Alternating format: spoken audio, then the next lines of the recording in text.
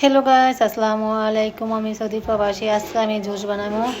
কিভাবে জুসটা বানাই তোমাদের সাথে শেয়ার করবো। এই জায়গায় আমি 4টা খাইজর নিছি, একটা কলা নিছি, আর এই ফলটা নিছি। ফলের নাম কি আমি জানি না, তোমাদের সাথে শেয়ার করবো কিভাবে আমি জুস বানাই।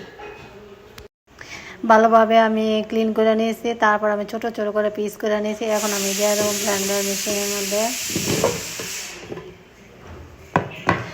তারপর এখানে আছে কলা আর খেজুর দিয়ে দিলাম। তারপর এখানে আছে 1 গ্লাস দুধ।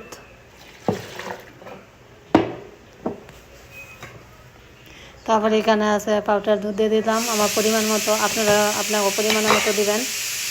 তারপর সামান্য পরিমাণ চিনি দিয়ে দিলাম। আপনারা কতটুকু আপনারা খাইবেন আপনারা পরিমাণ তো দিয়ে দেবেন আপনারা।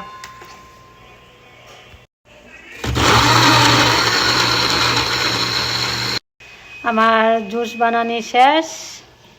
তোমরা এইভাবে বানায় খাইতে পারবা। যদি ভিডিওটা ভালো লাগে লাইক করবা, কমেন্ট করবা, শেয়ার করবা, একজনটা দেখার সুযোগ করে দিবা। Bye bye.